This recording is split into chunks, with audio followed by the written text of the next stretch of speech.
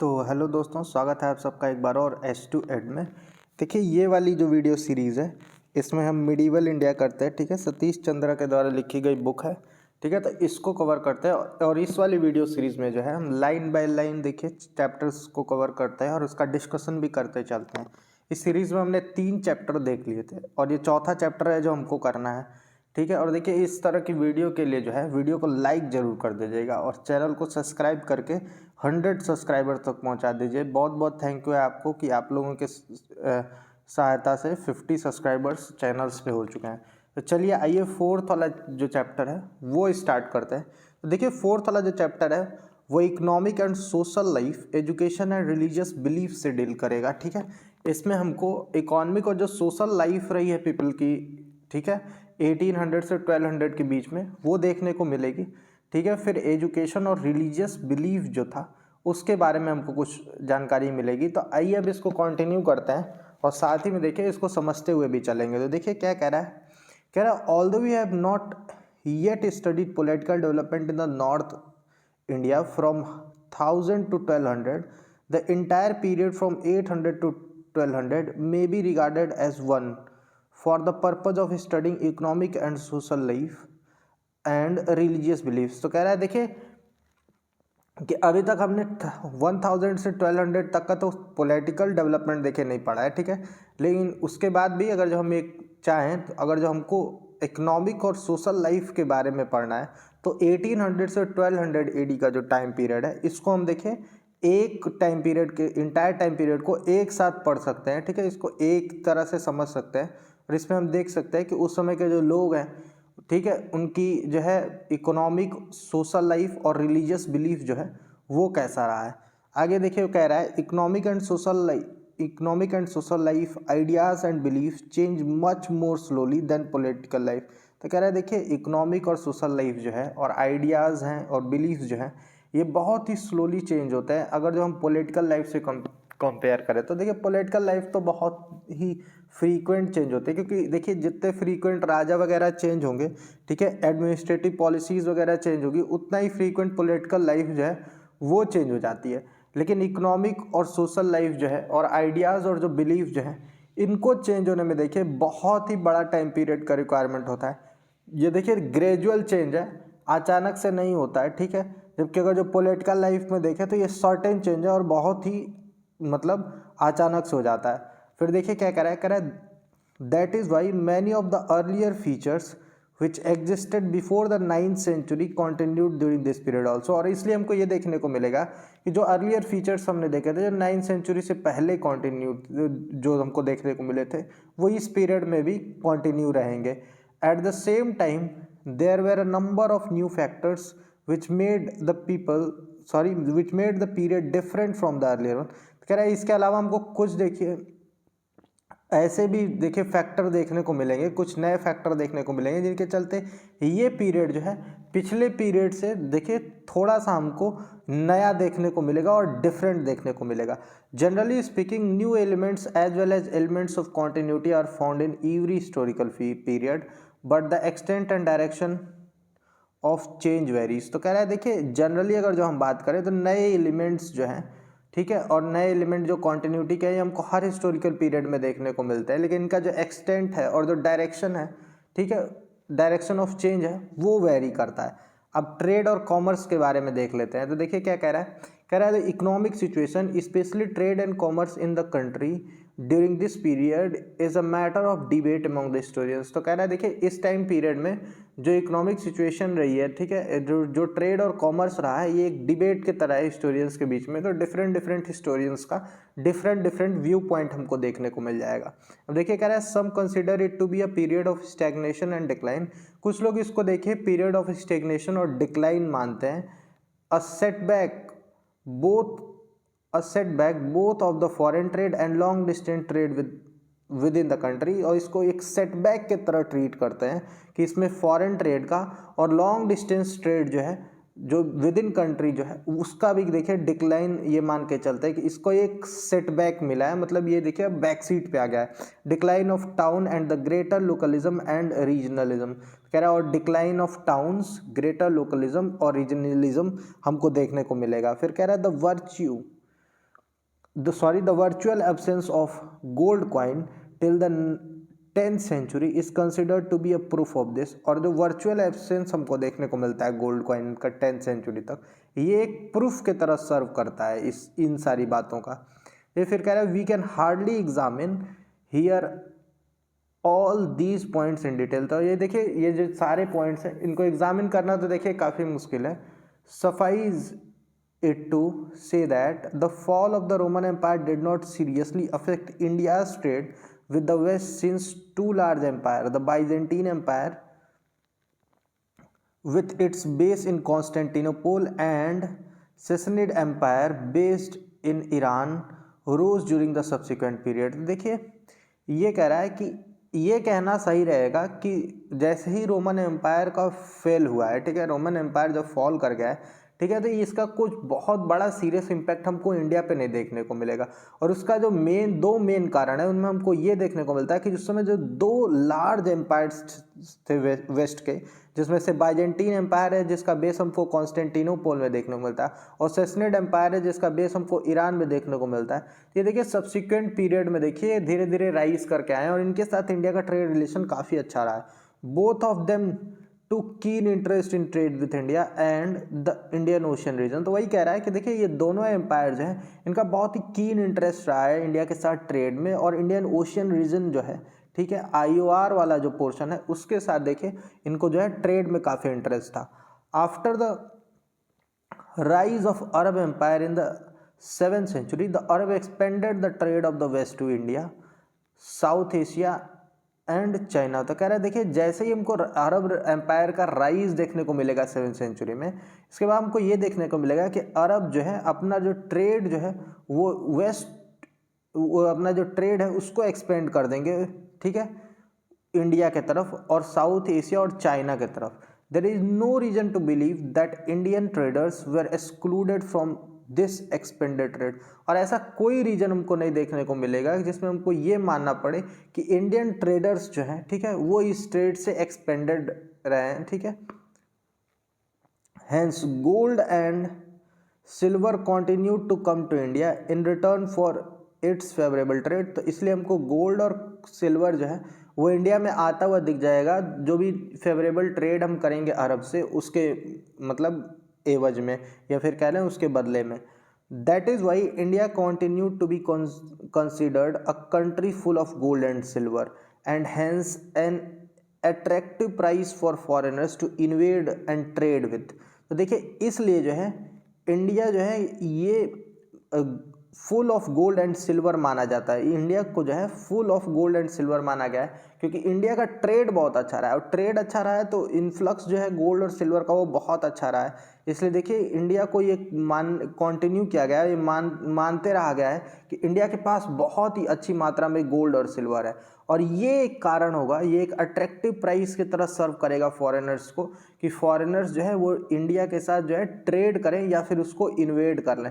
और देखिए कहीं ना कहीं यही एक मेन रीज़न था, जो मेन रीज़न अगर जो हम कहें तो ये एक मेन रीज़न था ईस्ट इंडिया कंपनी का जो है इंडिया में सेटअप, या फिर फ्रेंच कंपनी जो ईस्ट फ्रेंच कंपनी है उसका सेटअप कह लें, या फिर जो डच कंपनी है उसका सेटअप अगर जो हम ये कह लें कि जो इंडोनेशिया साइड में हुआ था उसका भी देखिए यही है। तो हमारे यहाँ पे स्पाइसेस वगैरह का ट्रेड बहुत अच्छा देखने को मिलेगा।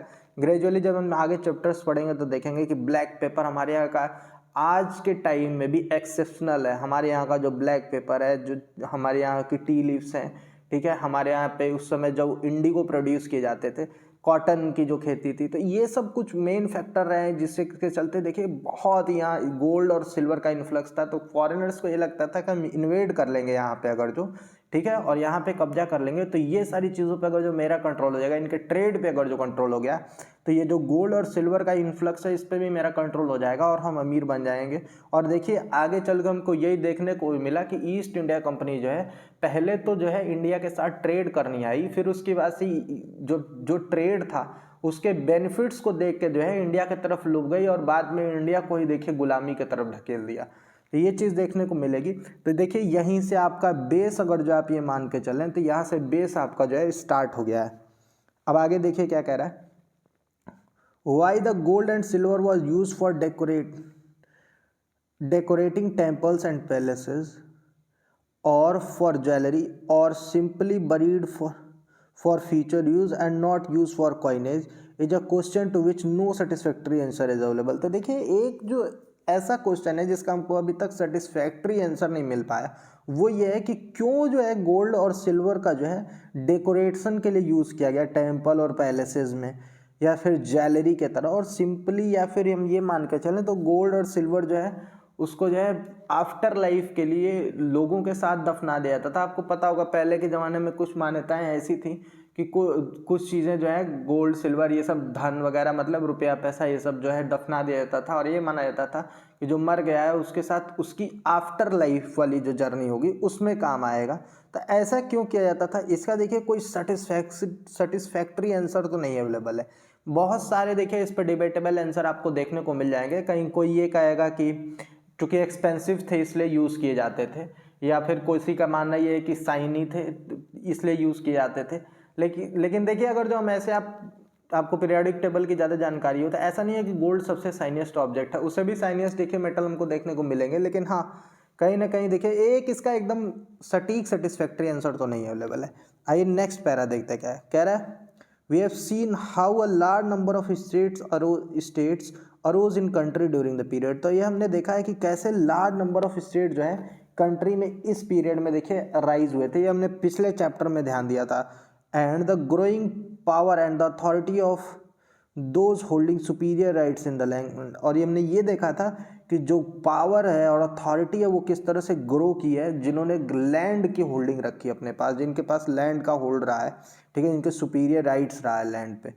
Many of these kingdoms expanded agriculture by building bounds wells etc. तो बहुत सारे किंगडम्स ऐसे हैं जो एक्सपेंड किए हैं, kingdoms expanded agriculture by build. तो इन्होंने एग्रीकल्चर को देखिए एक्सपेंड किया है, और ये किस तरह एक्सपेंड किया है, तो इन्होंने देखिए बंड्स बनाए, बंड्स, ठीक है। बंड्स क्या है बेसिकली, तो आप ये समझिए कोई रिवर है, ठीक है, और उस रिवर के चलते अगर जो फ्लड आ जाता है, ठीक है, तो वहाँ बंडिंग की जाती है, बंड कर दिया जाता है उसको, ठीक है, ताकि पानी की मात्रा आए मगर बहुत कम मात्रा में, सिंचाई उचाई का प्रयोग हो पाए, डायरेक्ट बाढ़ ना आ जाए। तो ये बंड्स की बात किया है, वैसी वेल्स हैं, ठीक है, कुएं इसकी जो है, और ये सब चीज़ें हमको नहर वगैरह ये सब देखने को मिल जाती है, ठीक है, जिसके चलते बहुत सारे किंगडम वही कह रहा है कि एग्रीकल्चर को एक्सपेंड करने पे भी देखिए ध्यान दिया। In some instances as in Bengal, Sindh and the Tamil country, in order to strengthen their own position, the ruler invited Brahmins to settle down by giving them grants of the rent-free land।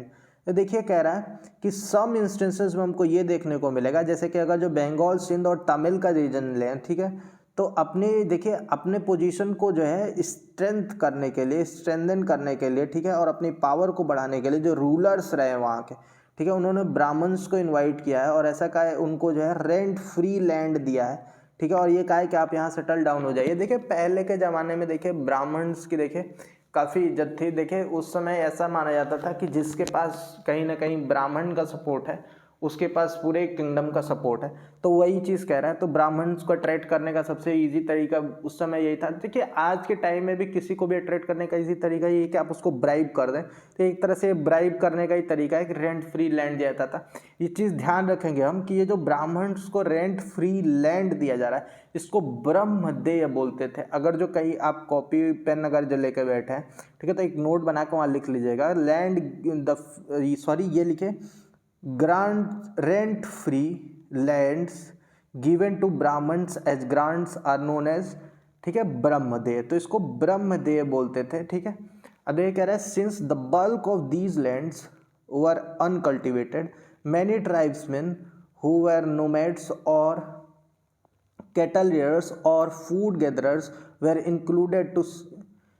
induced to settle down to agriculture। देखिए since कह रहा है ऐसा था कि ये bulk of जो ये लैंड थे जो ये दिए जाते थे ये ज़्यादातर अनकल्टिवेबल होते थे, इसलिए मैनी ट्राइब्समैन जो है, बहुत सारे जो ट्राइब्समैन है जो कि नोमैड्स थे, ठीक है, या फिर कैटल रियरर्स रहे या फूड गैदरर्स रहे, ठीक है, इनको देखिए कहीं ना कहीं इंड्यूस किया जाता था कि आप आइए यहाँ सेटल होइए, एग्रीकल्चर वगैरह कीजिए, हरा भरा कीजिए। ऐसे आप समझ लीजिए कि जो पूरा का पूरा जो रेंट फ्री लैंड है, ठीक है, इसको जो है ब्राह्मण्स ऐसे नोमैड्स को और इनको दे देते थे, कैटल रियरर्स वगैरह को, कि आप यहाँ एग्रीकल्चर कीजिए, और उसके एवज में देखिए कुछ टैक्स वगैरह लिया करते थे कि भाई उसके जगह पे तुम मुझको टैक्स दे दो। कुछ ज़मीन का हिस्सा भी अपने लिए रख लेते थे जिसमें अपना पैलेस वगैरह और ये सब बनाते थे। ठीक है, कह रहा है such expansion of cultivation further strengthen the position of the local chiefs and samantas etc. तो अब देखिए इस तरह का एक्सपेंशन अगर जो कल्टीवेशन में जो हमको देखने को मिला है, ये फर्दर जो है कहीं ना कहीं जो लोकल चीफ्स और सामंताज जो हैं इनकी पोजीशन को देखे स्ट्रेंथन करते हुए दिख जाएगा। We do not know the impact of this development in the on internal trade. देखिए हमको ऐसा कुछ अभी तक नहीं पता है कि इसका इम्पैक्ट जो है वो जो है इंटरनल ट्रेड का जो डेवलपमेंट है उस पर क्या इफेक्ट डाला है। The growth of small town which catered to local trade along with the great local self sufficiency seems to have gone hand in hand। तो कह रहे हैं देखिए स्मॉल टाउन्स, जो ग्रोथ हमको स्मॉल टाउन्स का देखने को मिलेगा जो कि लोकल ट्रेड को कैटर किया है, ठीक है, इसके साथ ही जो greater along with the greater local sufficiency seems to have gone hand in hand, और साथ में देखिए जो ग्रेटर लोकल सफिशिएंसी है ये हाथों हाथ चली है, मतलब एक दूसरे से पैरेलल चली है दोनों चीज़ें। In North India in particular the decline of long distance trade within the country apparently led to the decline of the trade guilds और द श्रेणीज एंड संघर्ष। तो देखिए कह रहा है कि पर्टिकुलरली नॉर्थ इंडिया में अगर जो देखें तो लॉन्ग डिस्टेंस ट्रेड के डिक्लाइन के साथ जो है कंट्री में, ठीक है, ये जो है क्या किया है कि जो ट्रेड जिल्ड्स और श्रेणीज और जो संघs हैं, ठीक है, इनका भी डिक्लाइन का कारण बन गया है। ठीक है, ये चीज़ ध्यान रखेंगे हम कि जो भी नॉर्थ इंडिया में पर्टिकुलरली हमको ये चीज़ देखने को मिलेगी कि लॉन्ग डिस्टेंस ट्रेड जैसे जैसे डिक्लाइन होने लगेगा उसी के साथ जो है हमको ट्रेड जिल्ड्स जो हैं उनमें डिक्लाइन देखने को मिल जाएगा, श्रेणीज में या फिर कह लें श्रेणीज में देखने को मिल जाएगा। इसी के साथ ही साथ जो संघs हैं, ठीक है, उनमें भी डिक्लाइन देखने को मिल जाएगा। The guilds had often consisted of the people belonging to the different caste. तो ये कह रहा है देखिए जो जिल्ड्स हैं ये ज़्यादातर जो है ऐसे पीपल को कंसिस्ट करते थे, ऐसे लोग यहाँ रहते थे जो डिफरेंट कास्ट को बिलोंग करते थे। ऐसा नहीं था कि एक कास्ट को बिलोंग करने वाला कोई ऐसा रहा हो कि शूद्र या फिर वैश्य या फिर ब्राह्मण या क्षत्रिय देखने को मिले, नहीं, ऐसा कोई नहीं था। इसमें देखिए अलग अलग कास्ट आपको देखने को मिल जाएंगे। They had their own rules of conduct which the member were legally bound to obey and were entitled to lend or borrow money or receive endowments। तो कह रहा है देखिए इनका एक कुछ अपने ही रूल ऑफ कंडक्ट हुआ करता था, ठीक है, जो हर मेंबर जो है वो लीगली बाउंड होता था कि इसको ओबे करना ही करना है। ये चीज़ ध्यान रखेंगे कि ऐसे नहीं शाब्दिक रूप से नहीं बाउंड था, लीगली बाउंडेड होता था, ठीक है, कि ये इनको करना ही करना है, इसको पालन करना ही करना है। वेर एंटाइटल टू लैंड और बोरो मनी, मतलब इसमें देखिए कि जो लैंड करने का जो तरीका है या फिर मनी बोरो करने का तरीका है, इंडोमेंट्स लेने का तरीका है, ये सबका एक अपना देखिए इनका एक रूल हुआ करता था। With the decline of long distance trade and commerce these bodies lost their farmer importance. तो देखिए इसी के साथ जैसे हमको long distance trade and commerce देखने को डिक्लाइन देखने को मिलेगा, ठीक है, इसके साथ इन बॉडीज़ का जो फॉर्मर इम्पोर्टेंस है, मतलब जो पहले इम्पोर्टेंस आपको बताई गई थी कि देखिए इसमें कास्ट वगैरह नहीं देखने को मिलती है, ये धीरे धीरे देखिए कहीं ना कहीं डिक्लाइन होता हुआ दिख जाएगा, ठीक है, इसकी इम्पोर्टेंस लॉस होते हुए दिखने लगेगी। फिर कह रहा है we find very few references in North India during the period to guilds receiving endowments, और इसलिए हमको देखिए बहुत ही फ्यू रेफरेंसेस नॉर्थ इंडिया में देखने को मिलेंगे कि इस पीरियड में जो जिल्ड्स हैं उनको इंडोमेंट्स रिसीव हुए। इंडोमेंट्स का मतलब अगर जो आप समझ पा रहे हो तो एक तरह से ग्रांट्स की बात किया, ठीक है। In the course of time some of the older shrenis emerged as subcaste, समय के साथ हमको ये देखने को मिलेगा कि कुछ ओल्डर श्रेणीज जो है वो सब कास्ट में जो है सबमर्ज हो जाएंगी। फॉर एग्जाम्पल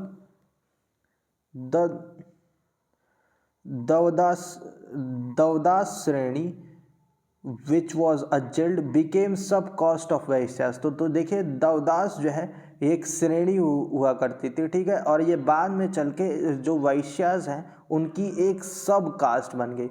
फिर Jainism which was patronised by mercantile sections also received a set of back in North India. तो देखिए जैनिज्म जो है, जिसको हमको देखिए मर्केंटाइल सेक्शन से काफ़ी पेट्रोनेज देखने को मिलता था, ठीक है, ये भी देखिए एक सेटबैक रिसीव करता हुआ दिख जाएगा हमको नॉर्थ इंडिया में, ठीक है। नॉर्थ इंडिया की बात करें तो ध्यान रखिएगा, ऐसे नॉर्थ इंडिया बोले जा रहे हैं मन में तमिलनाडु केरला चल रहा है। नॉर्थ इंडिया में हम लोग हैं, मतलब सॉरी, मतलब कहने का मतलब आपको क्या ही पता मैं कहाँ से हूँ। तो देखिए मेरा घर यूपी में, तो इसलिए मैं बता रहा हूँ। देखिए ये यूपी और ये यूपी हरियाणा उत्तराखंड दिल्ली, ये जो है ये नॉर्थ इंडिया है, ये ध्यान रखिएगा। कई बार नॉर्थ इंडिया नहीं दिमाग पे चढ़ता है, तो नॉर्थ इंडिया इधर वाले लोगों की बात हो रही है। इन सम ऑफ द धर्म shastras which were written during this period, a ban is put on travel beyond the areas where the mooja grass does not grow or where the black gazelle does not roam, that is outside India proper। तो देखिए कुछ धर्म शास्त्र में हमको ये देखने को मिल जाएगा कि जहाँ पे मूज ग्रास जो है, एक देखिए एक स्पेशल टाइप की ग्रास होती है, ठीक है, मूज बोलते हैं उसको, यूपी साइड में तो मूज बोलते हैं, ठीक है। ज़्यादातर देखिए ये जो है पहले के ज़माने में जो है जो हट्स वगैरह हैं, ठीक है, उनके ऊपर वाली जो छत है, ठीक है, उसको बनाने के लिए यूज़ किया जाता था, ठीक है। तो ये ध्यान रखेंगे। देखिए अगर जो आप सिंपल भाषा में समझाएं तो आप ऐसे समझिए, जो छानी, हम लोग की तरफ तो छानी ही कहा जाता है, तो ये छानी है, ठीक है, या हट्स वगैरह जो है, ठीक है, इनके ऊपर की जो छत होती थी, ठीक है, उसमें लगाने के लिए जो घास जैसी चीज़ होती थी उसको मूज कहते थे, ठीक है। तो ऐसा मानना था उस समय, कुछ धर्मशास्त्र में ऐसा लिखा था कि जहाँ पे ये मूज ग्रास जो है वहाँ जहाँ नहीं उग रही है उसके आगे हमको नहीं जाना है, ठीक है। या फिर जहाँ पे ब्लैक गेजल जो है, अगर जो वो वहाँ पे नहीं है, ठीक है, हमको ब्लैक गेजल नहीं देखने को मिल रहा है, तो उसके आगे नहीं जाना है। बेसिकली कहने का मतलब ये था कि आउटसाइड इंडिया प्रॉपर, मतलब इंडिया प्रॉपर के बाहर नहीं जाना हमको, ठीक है। मतलब ये एक तरह से सिन माना जाता था। Travel across the salt seas was also considered polluting. तो देखिए यही जो travel across the salt seas, मतलब नमक वाले जो समुद्र हैं इनके पार जाना, ठीक है, समुद्र के पार जाना, देखिए ये भी एक तरह से देखिए कहीं ना कहीं पॉल्यूटिंग माना जाता था। ऐसा माना जाता था कि उसके साथ जो है धर्म जो है वो भ्रष्ट हो जाता है। तो देखिए ये वाली जो चीज़ है, ये चीज़ तो आपको बहुत आगे तक देखने को मिल जाएगी। ये लोग जब अपने यहाँ गांधी जी लोग ये जब पढ़ने गए, वहाँ तक ये मान्यता चली है कि मतलब समुद्र के पार गए तो धर्म भ्रष्ट हो गया। तो ये चीज़ ध्यान रखिएगा। आप अगर जो गांधी जी की जीवनी पढ़ेंगे तो उसमें भी आपको ये चीज़ देखने को मिल जाएगी।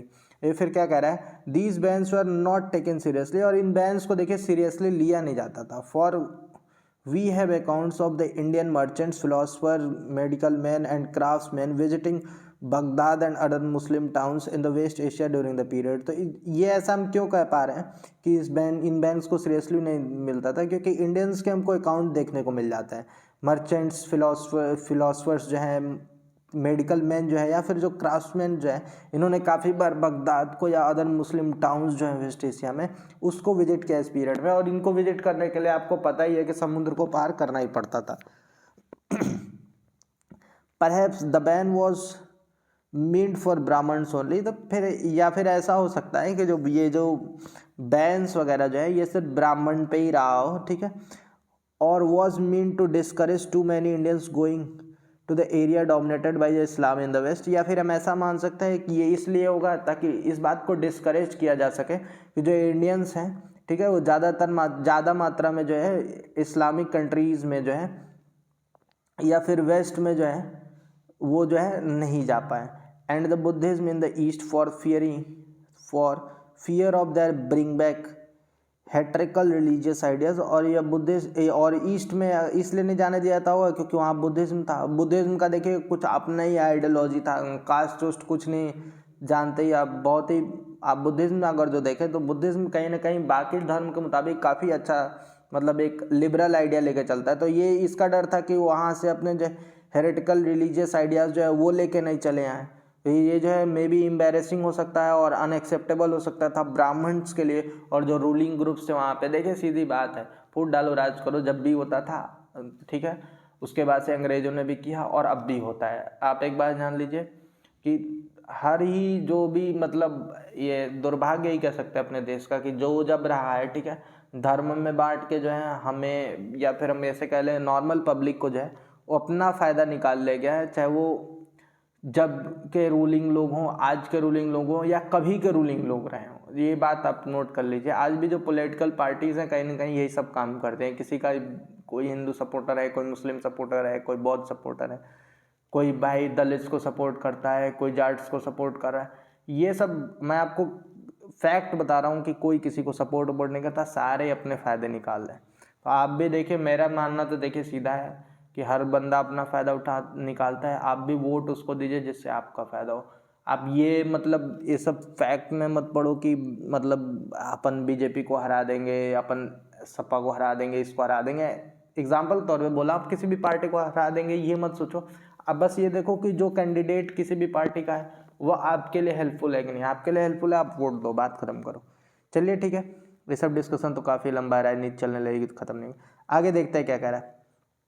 कह रहा है the ban on the sea travel did not interfere with the growth of India's oversea trade with the countries of the south East Asia and China. तो कह रहा है ये देखिए, बैन जो हमको सी ट्रेवल पे देखने को मिलता है, इससे कुछ इंटरफेरेंस हमको नहीं देखने को मिलेगा कि इंडिया का जो ओवरसी ट्रेड में ग्रोथ है, ठीक है, या फिर साउथ ईस्ट और चाइना के साथ जो उसका ट्रेड रिलेशन है।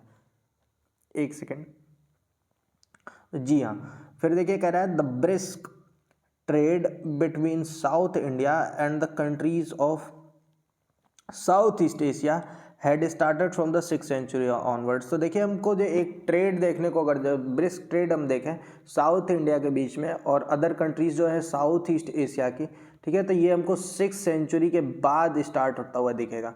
फिर कह रहा है the growing geographical knowledge about the countries of the area is reflected in the literature of that time. तो उस समय का देखिए जियोग्राफिकल नॉलेज जो है, जो ग्रो हो रहा था, ठीक है, कंट्रीज़ के बारे में, अदर एरियाज़ के बारे में, वो देखिए उस समय के लिटरेचर में हमको देखने को मिल जाएगा।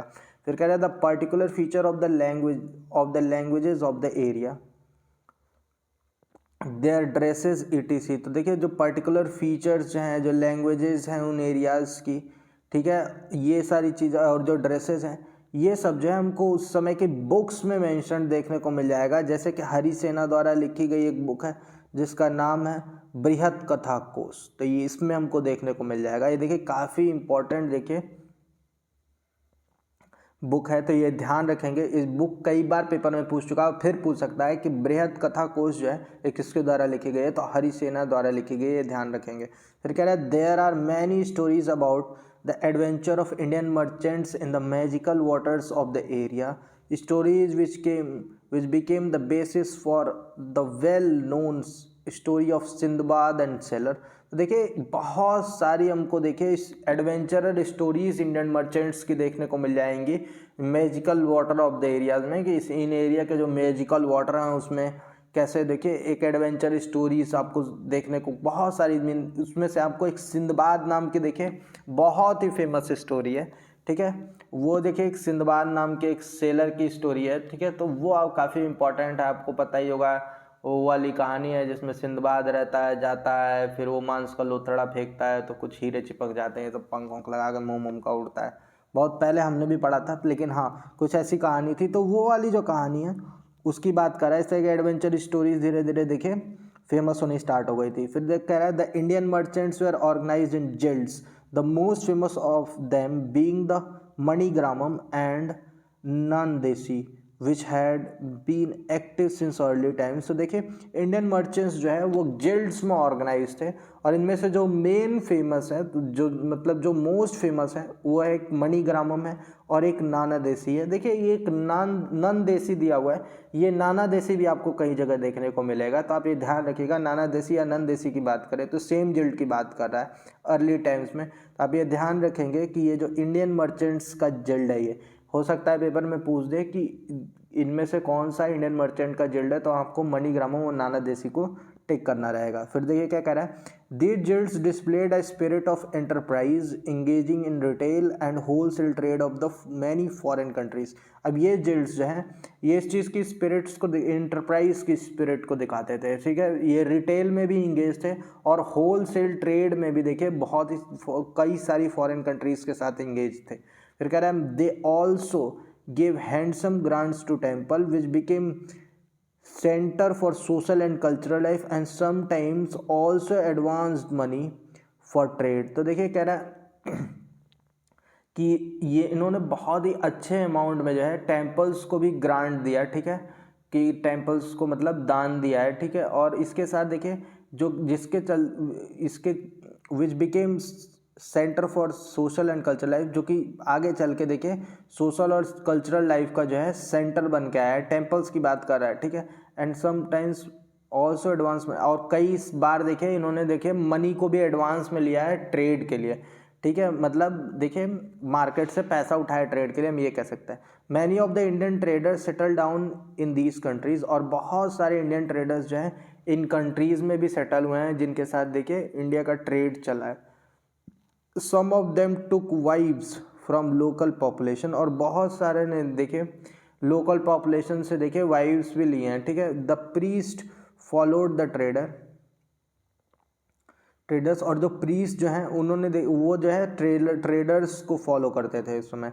फिर कह रहा है इन this way both Buddhist and Hindu religious ideas were introduce in the area, और इस तरह से दोनों बुद्धिस्ट या फिर हिंदू रिलीजियस आइडियाज़ जो हैं इन एरियाज़ में इंट्रोड्यूस हुए। The Buddhist temple of the Borobudur in Java and the Hindu temple of Angkor Wat in Cambodia testify to the spread of both religions there. तो और अगर जो हम बौद्ध टेम्पल जो बोरोबुदर में हमको देखने को मिलता है जावा में, या फिर जो हिंदू टेम्पल अंगकोर वट जो है जो कंबोडिया में है, वो इस बात को टेस्टिफाई करते हैं कि ये दोनों रिलीजन्स जो है यहाँ पे भी अच्छी मात्रा में अच्छे से देखिए कुछ न कुछ इम्पैक्ट जो है स्प्रेड किए हैं और अच्छे से जो है स्प्रेड हो गए हैं इन कंट्रीज़ में।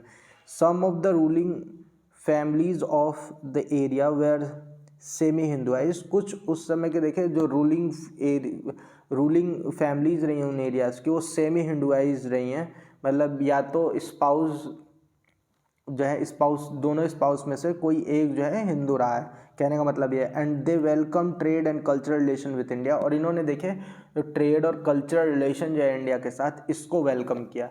इन this way Indian culture mingled with the local culture to establish new literary and cultural forms, और इस तरह से देखिए इंडियन कल्चर जो है वो मिंगल हो गया लोकल कल्चर के साथ और इस्टेब्लिश किया है नई लिटरेरी और कल्चरल फॉर्म्स को।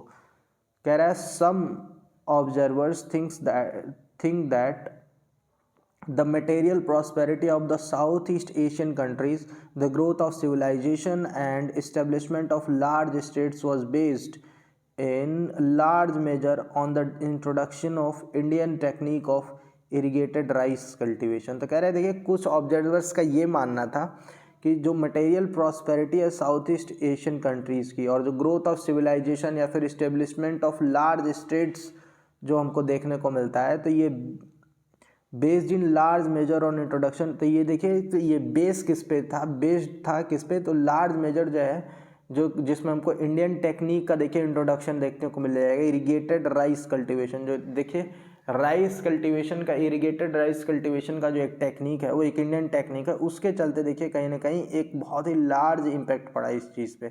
फिर कह रहा है the chief Indian port of the sailing to Java Sumatra ETC was Tamralipti और तामलुक इन बंगाल। देखिए जो चीफ इंडियन पोर्ट्स हमको देखने को मिलेगा, ठीक है, सेलिंग के लिए जावा से और सुमात्रा से, उसमें है ताम्रलिप्ति। जो ताम्रलिप्ति नाम का देखिए एक पोर्ट है, या फिर कह लें हम तामलुक नाम का पोर्ट है, और ये कहाँ है तो ये बंगाल में है, ठीक है। In most of the stories of the period merchant start for Suvarnadweep modern Indonesia और टू कतहा और केदा इन मलया फ्रॉम ताम्रलिप्ति। तो देखिए बहुत सारी जो स्टोरीज़ हैं इस पीरियड इसकी, इसमें मर्चेंट्स जो है वो कहाँ से स्टार्ट कर रहे हैं, तो ये स्वर्ण द्वीप से स्टार्ट कर रहे हैं, जिसको मॉडर्न इंडोनेशिया है जो इस समय का, या फिर कतहा कह लें, ठीक है। जो केदाह जो है मलया में, ये उस जगह की बात कर रहा है। और ये कहाँ से, तो ताम्रलिप्ति से, from Tamralipti. A 14th century writer in Java speaks of the people from Jambudweep, Karnataka and God coming unceasingly in big number in large ships। तो देखिए वही कह रहा है 14th सेंचुरी में एक राइटर जो है जावा का, वो इस बारे में बात किया है कि पीपल्स जो है वो जम्बूद्वीप से आए, जम्बूद्वीप यानी इंडिया या फिर कर्नाटका कह ले साउथ इंडिया, और गॉड जो है बंगाल से जो है अनसीजिंगली बहुत ही बड़े नंबर्स में और लार्ज शिप्स में आए। Traders from Gujarat also took part in this trade, और गुजरात के ट्रेडर्स हैं उन्होंने भी देखे इस ट्रेड में पार्ट लिया है। On the accounts of its prosperity, China had become a main focus of the trade in the Indian Ocean। तो देखिए अपने जो प्रॉस्पेरिटी रहा है, ठीक है, उसके दम पे जो चाइना जो है, ठीक है, जो चाइना की उस समय की प्रॉस्पेरिटी रही है, उसके दम पे चाइना जो है एक मेन फोकस बन गया था, ठीक है, इंडियन ओशियन में ट्रेड के लिए। तो ये चीज़ ध्यान रखेंगे। फिर कह रहा है the Chinese consumed enormous quantity of spices which were imported from Southeast Asia and India। अब चाइनीज़ जो है इन्होंने देखे बहुत ही enormous quantity में स्पाइस का देखिए कंजम्पशन करते हैं। आज के डेट में भी जब भी कंज्यूम करते थे और आज के डेट में भी आप देखें तो काफ़ी स्पाइसेस का देखिए कंजम्पशन आपको चाइना में देखने को मिल जाएगा। और ये सारे स्पाइसेस जो है ये साउथ ईस्ट एशिया से इंपोर्ट किए जाते थे और इंडिया से इंपोर्ट किए जाते थे। They also imported ivory the best of which came from Africa and the glassware which came from West Asia. देखिए इन्होंने देखे आइवरी को भी देखे इंपोर्ट किया है, ठीक है, जिसमें से अगर जो बेस्ट हम माने तो अफ्रीका से इंपोर्ट की जाती थी। और जो ग्लासवेयर है ये भी इन्होंने इंपोर्ट किया जो वेस्ट एशिया से आया है, ठीक है। To these were added medicinal herbs lac incense and all type of rare commodities, ठीक है। इसके साथ ही हमको मेडिसिनल हर्ब लैक इंसेंस और all type of commodity rare commodities का भी देखिए हमको ट्रेड देखने को मिल जाएगा। फिर कहते हैं generally products from Africa and West Asia did not go beyond Malabar in the South India. तो देखिए अगर जनरली हम ये बात जनरल केसेस की बात करें तो उसमें हमको अफ्रीका और वेस्ट एशिया से जो प्रोडक्ट्स आते हैं, ठीक है, वो मालाबार जो है साउथ इंडिया में जो मालाबार है उसके देखिए बियॉन्ड जाते हुए नहीं दिखेगा हमको। Not did many Chinese ships go beyond the Moluccas in the South East Asia, और ना ही जो चाइनीज शिप्स जो हैं वो मोलुकस जो है साउथ ईस्ट एशिया में उसके आगे जाते हुए दिखेंगे। Both India and South East Asia were important staging centre for trade between China and the countries of the West Asia and Africa. इसलिए देखिए इंडिया और साउथ ईस्ट एशिया जो है वो एक इम्पॉर्टेंट स्टैगिंग सेंटर जो है, स्टैगिंग सेंटर की तरह जो है ट्रीट करता था। किसके लिए, तो जो ट्रेड है, ठीक है, चाइना और वेस्ट एशिया और अफ्रीका के बीच में, ठीक है, उसके लिए। फिर कह रहा है Indian traders specially from the Tamil country and Kalinga modern Odisha and Bengal played an active role in this trade along with the Persians and at the later stage the Arabs। तो कह रहा है देखिए इंडियंस ट्रेडर जो है specially जो Tamil reason के रहे हैं या फिर कलिंग के रहे हैं जो कि मॉडर्न डे उड़ीसा और बंगाल का पार्ट है, ठीक है, वो एक बहुत ही एक्टिव रोल प्ले करते थे इस ट्रेड में, ठीक है, किसके साथ, तो पर्शियंस के साथ एंड लेटर स्टेज में देखें तो अरब्स के साथ। Much of the trade to China was carried in Indian ships, the teak wood of Malabar, Bengal and Burma, providing the basis of a strong tradition of shipbuilding। तो देखिए ज़्यादातर trade जो है चाइना की तरफ अगर जो हम देखें तो वो देखिए इंडियन शिप्स में कैरी किया जाता था, जैसे कि टीक वुड जो है मालाबार का, बंगाल का या बर्मा का, जो कि बेसिस की तरह एक बेसिस की तरह सर्व करता था, स्ट्रॉन्ग ट्रेडिशन जो था शिप बिल्डिंग का उसके लिए। फिर कह रहा है the weather condition were also such that it was not possible for a ship to sail straight from the Middle East to China. तो ये वेदर कंडीशन भी उस समय का ऐसा था, ठीक है, कि ये पॉसिबल नहीं था कि एक शिप जो है वो स्ट्रेटली जो है मिडिल ईस्ट से चाइना तक जा पाए। फिर कह रहा है the ship would have to wait for a long period in the ports in between the favourable winds which blew from the west to east before monsoon and from east to west after monsoon. तो जो ships जो हैं इनको काफ़ी long period के लिए wait करना पड़ता था, ठीक है, जिसके क्योंकि इसलिए क्योंकि एक पोर्ट से दूसरे पोर्ट तक जाने के लिए, क्योंकि वो इंतज़ार करते थे कि जो फेवरेबल विंड्स जो हैं, मतलब जिस तरफ जाना है उनको उस तरफ की विंड चले जो कि हेल्प करे उनके शिप्स को जाने में। विंड्स के अपोजिट शिप्स को चलाना आज के टाइम में बहुत मुश्किल है, जबकि मॉडर्न डे आपको हर चीज़ देखने को मिलेगा, ठीक है, लेकिन फिर भी देखिए शिप्स इम्पैक्ट पड़ता है। और जब के टाइम पे हम देखें पतवार उतवार वाला सिस्टम था, तो उस समय तो विंड ही एक जो है मेन ड्राइविंग फोर्स होती थी शिप की। तो ये इसका इंतज़ार करते थे कि जो फेवरेबल विंड चले, ठीक है, तो उससे जाए। तो वेस्ट से ईस्ट जाना हो तो जो कि विंड मानसून के पहले चलती थी तो उसका इंतज़ार होता था। और जब सॉरी वेस्ट टू ईस्ट के लिए मानसून के पहले की विंड का इंतजार होता था, और ईस्ट टू वेस्ट के लिए मानसून के बाद चलने वाली विंड का इंतजार होता था। Indian and the south Asian ports way preferred by the merchant for the purpose. और इंडियन और साउथ एशियन पोर्ट्स जो हैं ये जो है प्रीफर किए जाते थे मर्चेंट्स के लिए इस काम के लिए, ठीक है। The main sea port for the foreign trade in the China during the period was Canton और Kanfu as the Arab travellers called it. तो देखिए जो मेन सी पोर्ट हमको फॉरेन ट्रेड के लिए चाइना में देखने को मिलेगा, ठीक है, इस पीरियड में वो कैंटोन था या फिर कह लें कन्फू था, जो कि अरब ट्रेवलर द्वारा बुलाया जाता था, ठीक है। तो अरब ट्रेडर्स उसको कन्फू बुलाते थे। कह रहा है Buddhist scholars went from India to China by the sea route. तो ये चीज़ ध्यान रखेंगे कि जो बुद्धिस्ट स्कॉलर्स थे इंडिया के, वो इंडिया से चाइना गए कैसे, तो सी रूट से गए हैं। The Chinese chronicles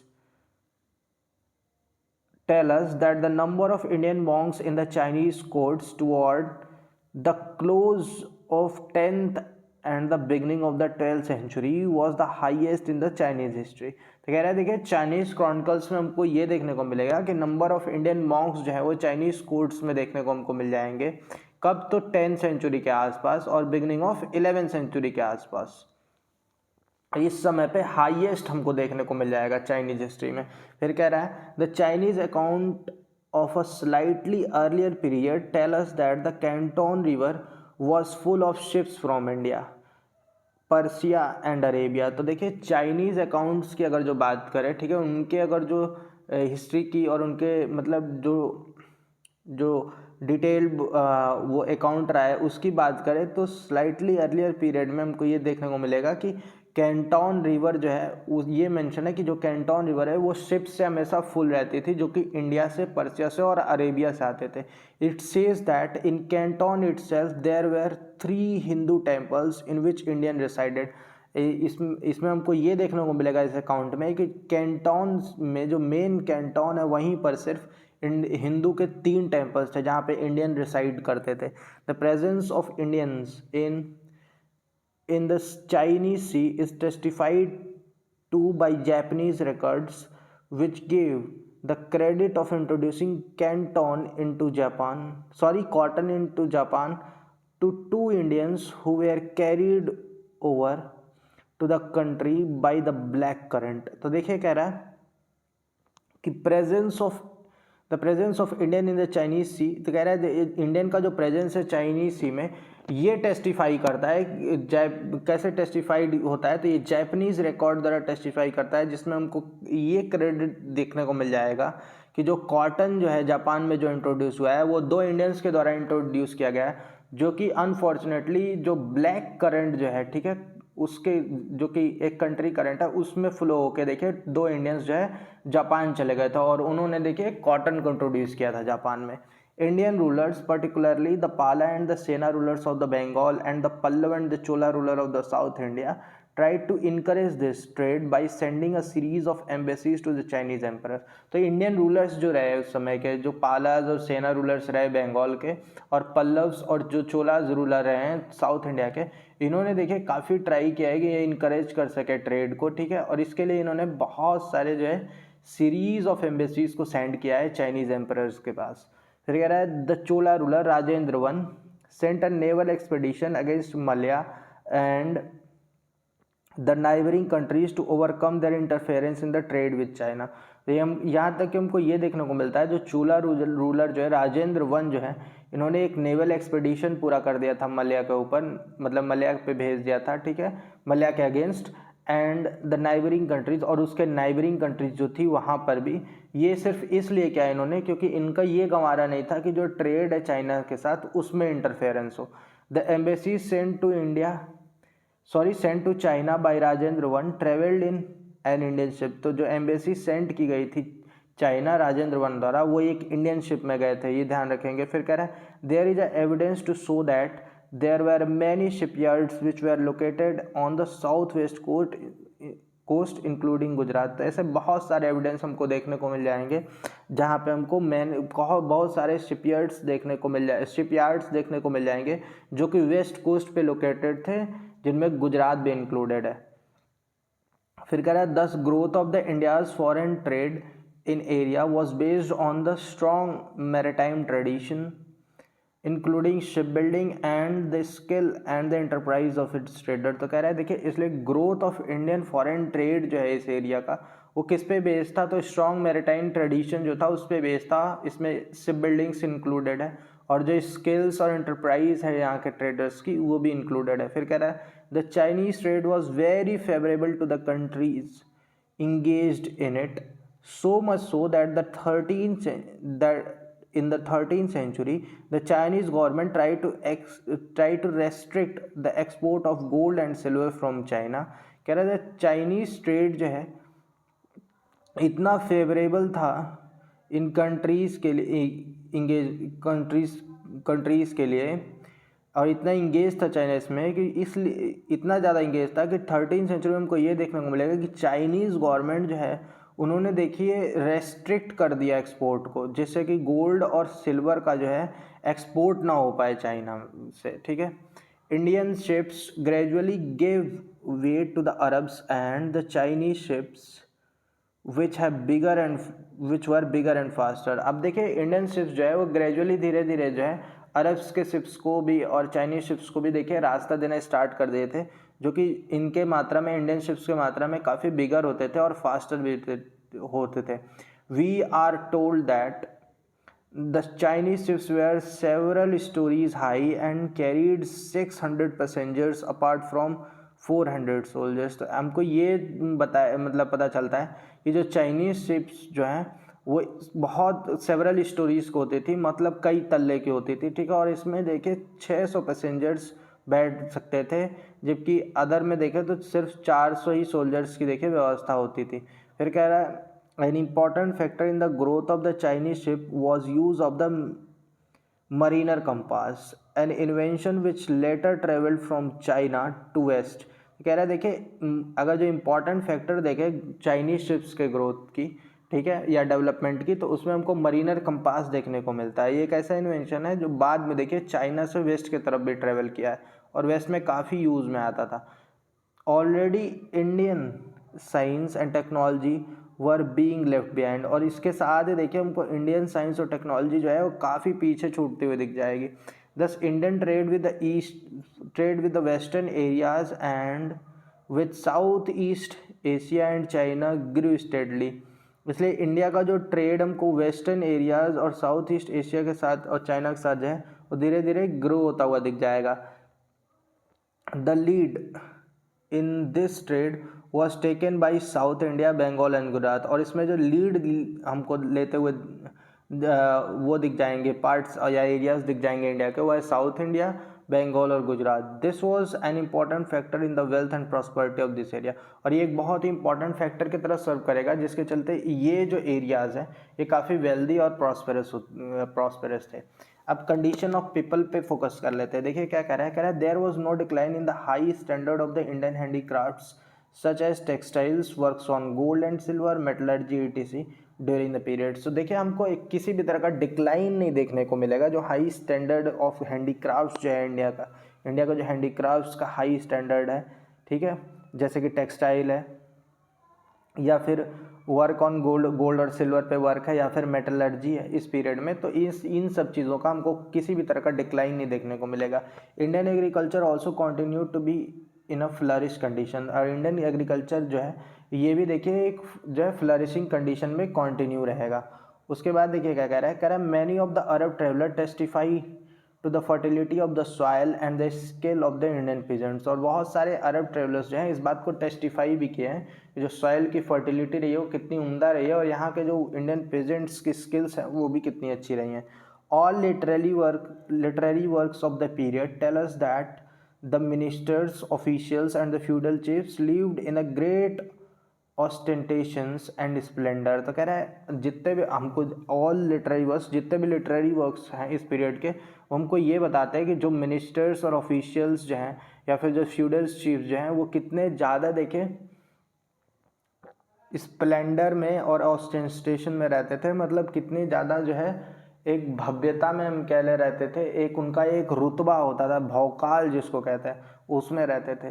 they aped the way of the king in having fine houses which sometimes were 3 to 5 storeys high. ठीक है, इन्होंने देखे किंग को देखे कन्विंस कर लिया था कि ये जो अपने फाइन हाउसेस के लिए, ठीक है, और समटाइम्स तो ये हमको 3 और 5 स्टोरीज हाई तक देखने को मिल जाता था। They use costly foreign apparel such as imported woolen cloths, Chinese silks and costly jewels and ornaments made of gold and silver to adorn their bodies।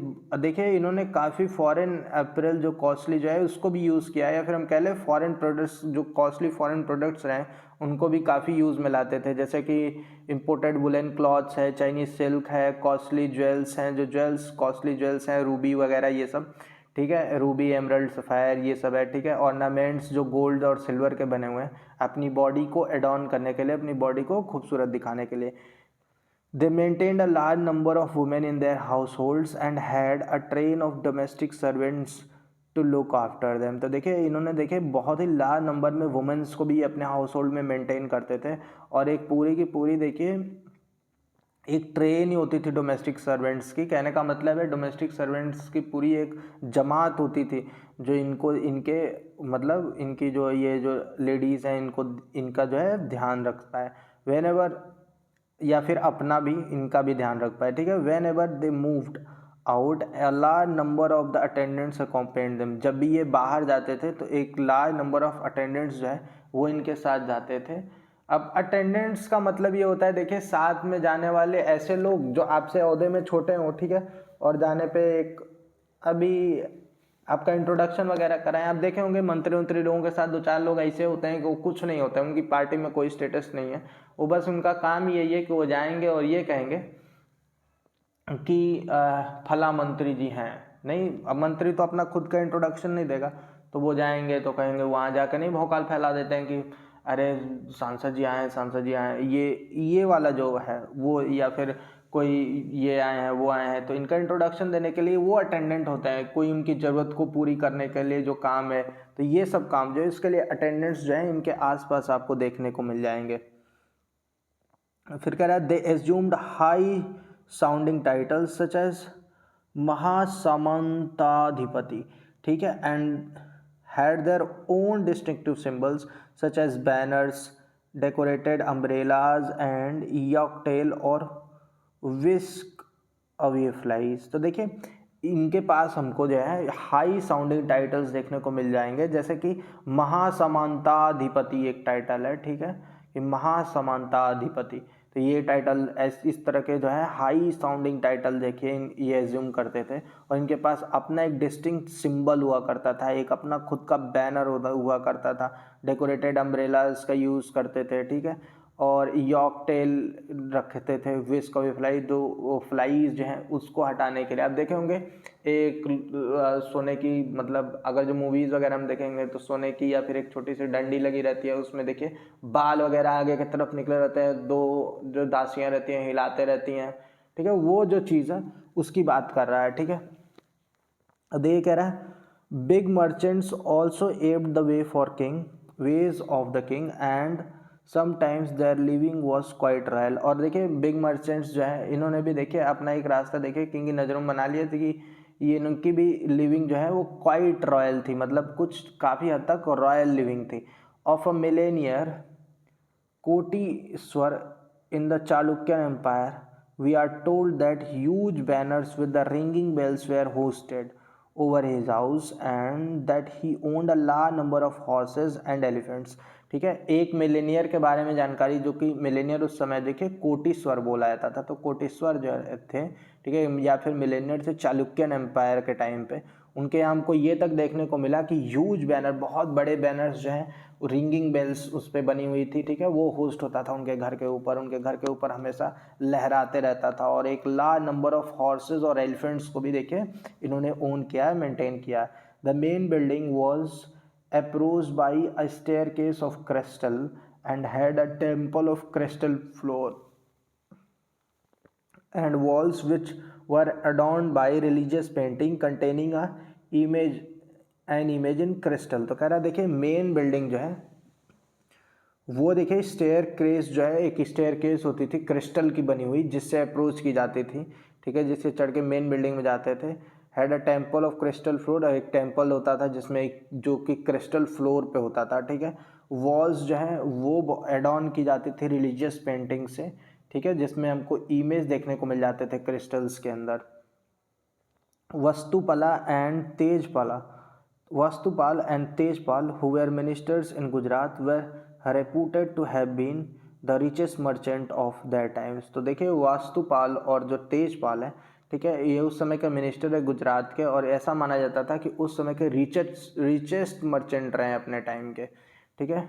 We can not however assume from the above that there was a prosperity all around. तो इससे हम ये बात नहीं कह सकते हैं कि चारों तरफ प्रॉस्पेरिटी थी। ये रॉयल लिविंग जो है, देखिए हम ज़्यादातर देखेंगे तो अपर जो लोग थे, ठीक है, जिनकी इकॉनमी काफ़ी हाई रही है, उनके लिए है। तो ऐसा हम नहीं कह सकते कि ये जो है प्रॉस्पेरिटी जो है ये ऑल अराउंड थी, मतलब चारों तरफ फैली हुई थी। वाइल फूड स्टफ्स वर चीप्स, तो देखिए फूड वगैरह जो है ये तो सस्ते हुए करते थे। There were many poor people in the cities who could not get enough to eat. इसके अलावा भी बहुत सारे पीपल ऐसे थे सिटीज़ में जिनको इनफ नहीं मिलता था कि वो खा पाए, ठीक है। The author of the Rajatarangini written in the Kashmir in the 12th century has them in mind when he says that whereas the countries ate fried meat and drank cool wine perfumed with flowers, the ordinary people had to be content with rice and utpala saka the wild vegetable of the bitter taste. तो देखिए जो राज तरंगिनी के author हैं, चलिए इसी बात पे देखिए कमेंट में आप बता दीजिए कि राज तरंगिनी के ऑथर कौन थे, ठीक है। जल्दी से, नहीं जानते हैं तो गूगल पे सर्च करके लिख दीजिए, लेकिन कमेंट में बता जरूर दीजिएगा। नहीं भी बताइएगा तो एक बार गूगल पे सर्च तो कर ही लीजिएगा। देखिए कह रहा है, देखिए ऑथर्स जो राज तरंगिनी के जो ऑथर हैं, ठीक है, जो कि 12th सेंचुरी में देखिए राज तरंगिनी कश्मीर में लिखी गई थी, ठीक है। कह रहा है जब वो ये बात बोले हैं, ठीक है, कि जब कंट्री के बड़े लोग रहे हैं, ठीक है, जो बड़े लोग हैं वो मीट खा रहे हैं, ठीक है, और जो है वाइन ड्रिंक कर रहे हैं, शराब पी रहे हैं, जो कि फ्लावर से देखिए कहीं ना कहीं सुगंधित की गई है। ऑर्डिनरी पीपल के पास जो है खाने के लिए चावल तक नहीं था ढंग से, और उत्पल सका, ये मतलब ये एक तरह की वाइल्ड वेजिटेबल है जिसका बहुत ही कड़वा टेस्ट हुआ करता था, ये भी मुश्किल था। तो राज तरंगिनी में ऑथर ये चीज़ दिमाग में रखें ये बात कहते हुए। फिर ध्यान रखेंगे, there are many stories of the heard a lot of poor men and women, some of whom took to a life of robbery and plunder। ऐसी बहुत सारी स्टोरीज हमको सुनने को मिल जाएंगी जिसमें पुअर मैन और वुमेन जो है बाद में अपनी गरीबी के चलते जो है रॉबरी और प्लंडर का ही सहारा ले लिए। As for the villages where the large bulk of population lived, we have to get information about the life of peasants from the literary works, grants of land, inscription etc। जहाँ तक कि देखिए village के लोगों की बात है, तो जहाँ वो यहाँ पे चूँकि बल्क नंबर में देखिए लोग रहते थे, तो यहाँ के बारे में अगर जो इन्फॉर्मेशन लेनी है तो हमको लिटरेरी वर्क्स जो रहे हैं, ग्रांट्स रहे लैंड्स के, और इंस्क्रिप्शन जो रहे हैं, इनके बारे में देखिए इन्फॉर्मेशन निकालनी पड़ेगी। फिर कह रहा है the commentators on the Dharmashastras tell us that the rate of the revenue demand from the peasants was 1/6 of the produce as before। ऐसा जो कमेंटेटर धर्मशास्त्र के जो कमेंटेटर हैं उनके द्वारा हमको ये बताया गया है कि जो रेट ऑफ रिवेन्यू डिमांड रहा है, मतलब जो टैक्स वगैरह रहा है पीजेंट्स के ऊपर, वो 1/6 रहा है जैसे कोई पहले भी हुआ करता था। However from some of the grants we learn of a large number of the additional cess. कुछ ग्रांट्स से देखें हमको ये एडिशनल सेस की भी जानकारी देखने को, large number of additional cess मतलब ज़्यादा बहुत सारे जो है एडिशनल सेस भी देखने को मिल जाएंगे, जिसमें हमको ग्रेजिंग टैक्स देखने को मिल जाएगा, टैक्स ऑन पॉन्ड देखने को मिल जाएगा, ये सब छोटी छोटी चीज़ों के लिए टैक्स देखने को मिल जाएगा। फिर कह रहा है the peasants had to pay these taxes over and above the land revenue। और पीजेंट्स को देखिए ये टैक्स भरने ही पड़ते थे over and above land revenue, मतलब लैंड रेवेन्यू के बावजूद। फिर कह रहा है in addition sum of the grants gave the guarantee to the right to levy fixed और अनफिक्स्ड प्रॉपर और इम्प्रॉपर टैक्सेस ऑन पीजेंट्स। तो देखिए कुछ एडिशन में अगर जो हम देखें तो कुछ ग्रांट्स ऐसे भी थे कि जो ग्रांटी थे उनके पास ऐसा राइट था कि वो एक फिक्स्ड जो है या फिर अनफिक्स्ड या प्रॉपर इम्प्रॉपर टैक्स जो है पीजेंट्स के ऊपर अप्लाई कर सकते थे। The peasants also had to render force labour vishti. और इसके चलते जो है पीजेंट्स जो है उनको फोर्स लेबर करना पड़ता था, जिसको उस समय विस्टी कहा जाता था। तो ये ध्यान रखेंगे, विस्टी जो है एक फोर्स लेबर को कहा जाता था, पेपर में कई बार पूछ चुका है, ये ध्यान रखेंगे। फिर कह रहा है in some cases as in central India and Orissa we find some villages being given to Brahmans and other donees along with the artisans, herdsmen and cultivators who were tied to the soil like serfs in the medieval Europe। तो कह रहा है देखिए कुछ cases में central India और उड़ीसा में उनको ये देखने को मिलेगा कुछ विलेजर्स जो हैं, ठीक है, वो ब्राह्मण्स को दे दिए गए, ठीक है, other donee's along with artisans, किसके साथ, तो आर्टिजन्स के साथ, हर्ड्समैन और कल्टीवेटर के साथ, ठीक है, जो जाके कहीं ना कहीं मिट्टी के से जुड़े रहे, हमेशा उनके लिए काम करते रहे और एक सर्फ की तरह काम किए, जो कि मिडिवल यूरोप में भी हमको देखने को मिलता था। In literary works we hear of the chiefs realising money on every opportunity that offered itself. ठीक है, लिटरेरी वर्क्स में हमको ये देखने को मिलेगा कि जो चीफ्स जो थे वो पैसा कमाने का एक भी मौका नहीं छोड़े हैं, जो भी मौका उनको मिला है। ठीक है, we are told of the Rajput chiefs that he made money even from the sparrows, dead birds, pig dung and the shrouds of dead bodies। तो देखिए ये कहा जा रहा है कि हमको ऐसा भी देखने को मिल जाएगा कि राजपूत चीफ जो उस समय का एक कोई राजपूत चीफ रहे हैं या फिर कोई राजपूत चीफ रहे हैं, उन्होंने देखे मनी जो है स्पैरोज से मनी बना लिया, फिर डेड बर्ड से भी पैसा बना लिया है, पिग डंग मतलब जो सुअर की जो लीद होती है उससे भी पैसा बना लिया है, और यहाँ तक कि shroud of the dead bodies मतलब डेड बॉडीज का जो कफन है, ठीक है, मुर्दों का जो कफन है उससे तक पैसा बना लिया। Another writer tells us of a village which was depopulated due to the action of the chief। और एक राइटर के द्वारा हमको ये देखने को मिलेगा कि ये लिखा हुआ मिल जाएगा कि विलेज जो है वो डीपॉपुलेट हो गया, मतलब धीरे धीरे ख़त्म ही हो गया है। ठीक है, लोग छोड़ के भाग गए हैं। ठीक है, क्यों भाग गए हैं? क्योंकि वहाँ जो चीफ का जो एक्शन रहा है, वहाँ का जो सामंत रहा है, उसका एक्शन जो है उनके फेवर में नहीं रहा है। फिर देखिए क्या कह रहा है, कह रहा है to this may be added the frequent recurrence of the famines and wars. अब इसके साथ देखिए फेमाइंस और वॉर भी जुड़ी हुई है, इसको भी ऐड कर सकते हैं। तो क्या ही सोशल लाइफ थी कि इतना शोषण के बाद भी फेमाइंस और वॉर्स तो होते ही रहते थे। In the Wars destruction of water reservoir, अब वॉर्स में वाटर रिजर्वायर का डिस्ट्रक्शन हो जाता था, विलेज को बर्न किया जाता था।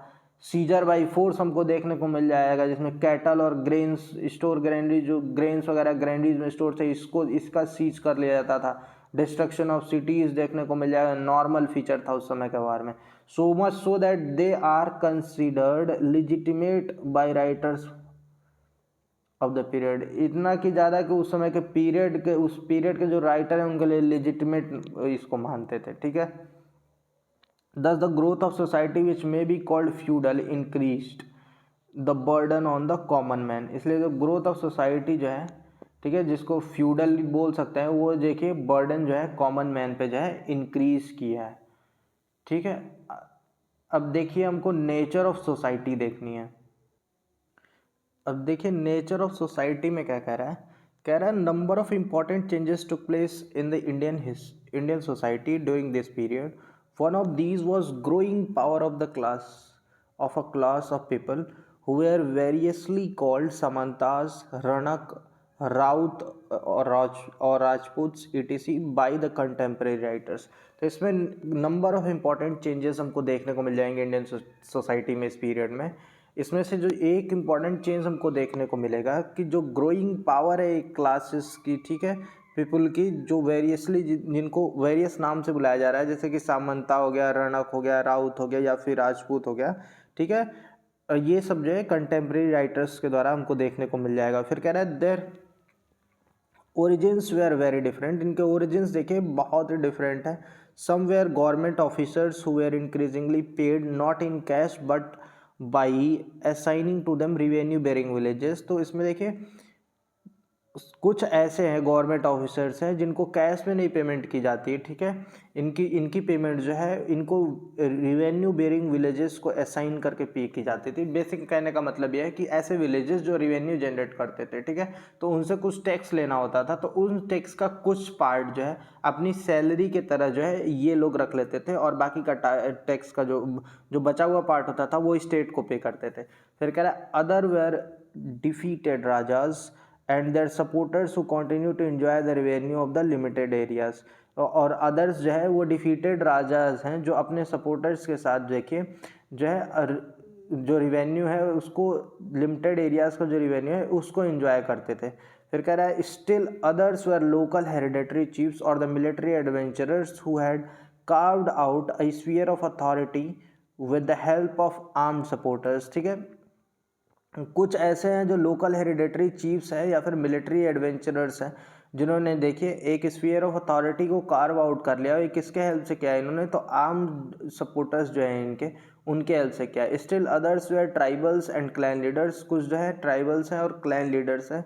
दस there was a hierarchy among them, इसलिए इनके बीच में हमको एक हायरार्की देखने को मिल जाएगी। But their actual position varied, लेकिन इनकी एक्चुअल पोजीशन जो है वो वेरी करती थी। और ये किस चीज़ पे डिपेंड करती थी, डिपेंड करती थी उनके सिचुएशन पे, ठीक है। Some of them were only village chiefs, कुछ जो है सिर्फ विलेज चीफ्स थे। Some of them dominated a tract comprising a number of village, कुछ लोग कुछ ऐसे थे जिन्होंने देखिए एक जो है ट्रैक्ट को देखे डोमिनेट करते थे जिसमें हमको नंबर ऑफ विलेजेस देखने को मिल जाएंगे। While few dominated entire region, और बहुत कुछ ऐसे होते थे जो पूरे इंटायर रीजन को ही डोमिनेट करते थे। They constantly contended against each other and try to enhance their sphere of authority and privileges, और ये एक दूसरे से हमेशा कंटेंड करते थे, एक दूसरे से लड़ाई झगड़े में व्यस्त रहते थे, जिसके चलते जो है अपनी स्फीयर ऑफ अथॉरिटी और प्रिविलेजेस को जो है बढ़ा पाएँ, ठीक है, या इनहेंस कर पाएँ। कह रहा है the revenue assignments called bhoga और the fief granted by a ruler to his officers and supporters were temporary in theory and were liable to be resumed whenever the ruler wanted। तो देखिए रिवेन्यू असाइनमेंट्स जो होता था जिसको भोग कहा जाता था या फिर इंग्लिश में फीफ कह लें हम, ठीक है, ये देखिए जो रूलर्स के द्वारा ग्रांट किया जाता था अपने ऑफिसर्स और सपोर्टर्स को, ठीक है, वो टेम्पररी होता था। थ्योरी में ये चीज़ ध्यान रखेंगे, थ्योरेटिकली ये टेम्पररी होता था, ठीक है, और ये जब भी मन करे रूलर का, ठीक है, तो वो देखिए उसको रिज्यूम कर सकता था, मतलब वापस ले सकता था। However in practice it was rarely done, जबकि हमको प्रैक्टिस में ये काम बहुत कम देखने को मिलता है कि कभी जो रूलर जो रहा हो वो उसको रिज्यूम कर लिया हो, accept in the case of outright rebellion और डिसलॉयल्टी। ऐसा केस अगर जो ना हो कि आउटराइट रिबेलियन मतलब डायरेक्ट रिबेलियन ही देखने को मिल जाए या फिर डिसलॉयल्टी देखने को मिले। According to current notions, it was a sin to deprive even a defeated ruler of his land। तो देखिए करंट नोशन का सिचुएशन ये था कि ये एक पाप माना जाता था कि एक रूलर अगर जो हार भी गया है, ठीक है, तो उसके लैंड से उसको डेप्राइव कर दिया जाए। As a result the kingdom of this period included large areas dominated by defeated and subordinate rulers who were constantly on the look out for restarting their independence. और इसके रिजल्ट में हमको ये देखने को मिलेगा तो किंगडम जो है इस पीरियड के जो किंगडम्स रहे ठीक है। उसमें लार्ज एरियाज हमको ऐसे देखने को मिल जाएंगे जो डोमिनेट किए जाते थे सबऑर्डिनेट रूलर्स के द्वारा, ठीक है, जो डिफीटेड रूलर रहे हैं, ठीक है, उनके द्वारा डोमिनेट किए गए और सबऑर्डिनेट द्वारा रूलर्स द्वारा जो है डोमिनेट किए गए हैं। Look out for asserting their independence, जो कि देखिए धीरे धीरे देखिए रीअसर्ट करने की कोशिश करते थे अपने इंडिपेंडेंस को पाने के लिए।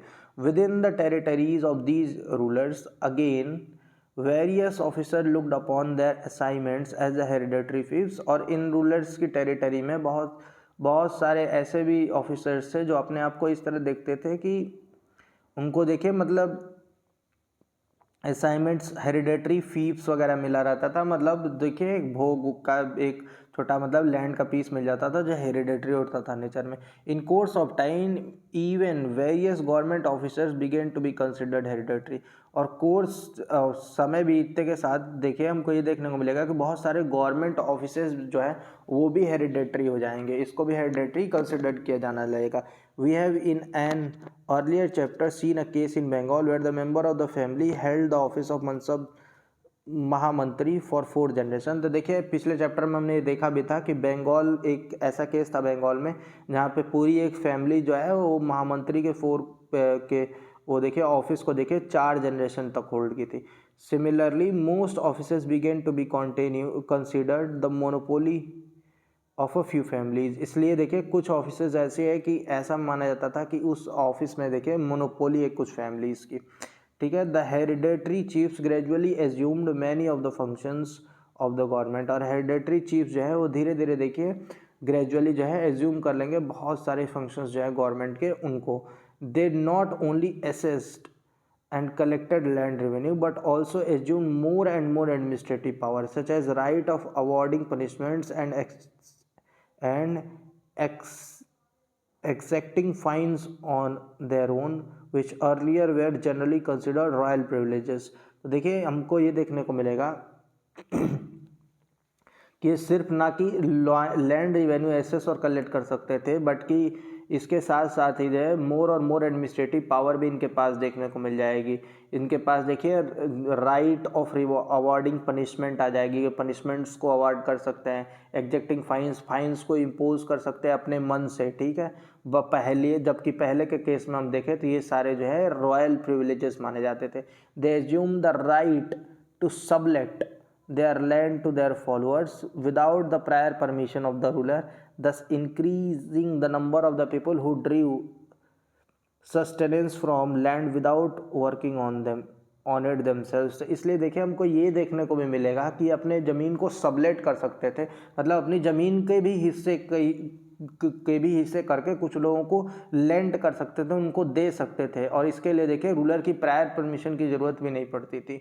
इसके चलते क्या है नंबर ऑफ पीपल इंक्रीज हो जाएंगे, ठीक है, जो कि देखिए सस्टेनेंस जिनकी लैंड की थी, ठीक है, sustenance from land without working on it self, ठीक है, तो इनके लैंड पे सस्टेनेंस होती थी लेकिन ये लैंड पे काम नहीं करते थे, ठीक है। Some historians call this type of a society feudal although feature of European feudalism such as vassalage, serfdom and manor did not exist in India। देखिए कुछ हिस्टोरियन जो है इस टाइप की सोसाइटी को फ्यूडल बोलते थे, जबकि हमको ये चीज़ देखने को मिलेगी कि यूरोप के तरह जो है फ्यूडलिज्म जो है फ्यूडलिज्म के जो कैरेक्टर्स होते थे जैसे वैसलेज देखने को मिलता था, सर्फ्स और मैनर देखने को मिलते थे, ठीक है, तो ये चीज़ नहीं देखने को हमको इंडिया में मिलेगी, ये कभी एग्जिस्ट ही नहीं की इंडिया में। It is emphasized that the common feature between the two was the society was dominated by the class of people who derived their income from the surplus produced by the peasants but did not work on the land themselves। तो कह रहा है कि देखिए एक similarity जो हमको common feature देखने को मिलेगा इन दोनों के बीच में वो ये है कि देखिए सोसाइटी जो है वो इन क्लास ऑफ पीपल के द्वारा देखिए डोमिनेट की जाती थी, ठीक है, और ये अपनी इनकम कहाँ से डराइव करते थे, तो जो पीजेंट्स के द्वारा प्रोड्यूस किया गया सरप्लस है उससे डराइव करते थे और खुद जो है लैंड पे काम नहीं करते थे। और also that the position of the primary producer the peasants were dependent one, और देखिए जो पोजीशन है प्राइमरी प्रोड्यूसर की, ठीक है, पीजेंट की, वो जो है डिपेंडेंट होती थी।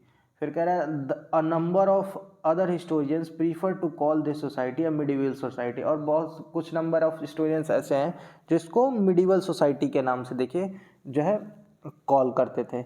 दे consider feudalism to be a specific feature of the medieval European society only as we have mentioned earlier. और ऐसे हिस्टोरियंस जो हैं वो फ्यूडलिज्म को एक स्पेसिफिक फीचर मानते थे मिडीवल यूरोपियन सोसाइटी का, जैसा कि पहले के चैप्टर्स में हमने देखा था। विदाउट गिविंग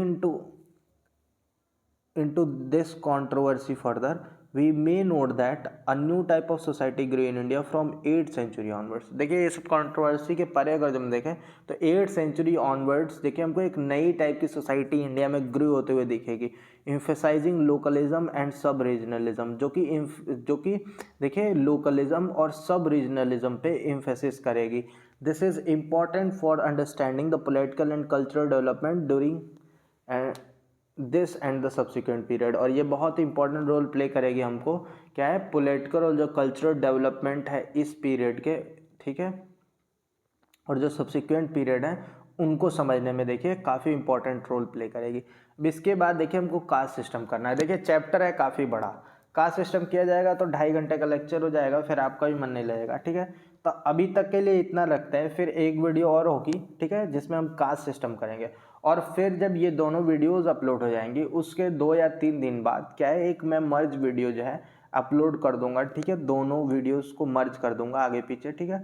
और आप जो है अपने कन्वीनियंस के मुताबिक जब ये वाला ख़त्म होगा तो ये सारा पार्ट जो मैं बोल रहा हूँ ये आप धीरे धीरे देखिए उसको स्किप करके और नई वीडियो जो है स्टार्ट कर लीजिएगा, ठीक है। चलिए तब तक के लिए इतना ही रहने देते हैं, ठीक है।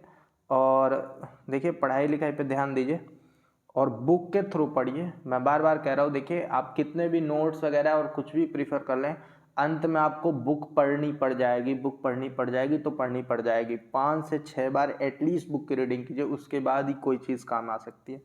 चलिए ठीक है, अभी के लिए इतना ही रखते हैं, मिलते हैं नेक्स्ट वीडियो में। तब तक के लिए देखिए वीडियो का जो अच्छी लगी है तो वीडियो को लाइक ज़रूर कीजिएगा और चैनल को सब्सक्राइब करके 100 सब्सक्राइबर्स तक पहुंचा दीजिए। चलिए ठीक है, मिलते हैं नेक्स्ट वीडियो में।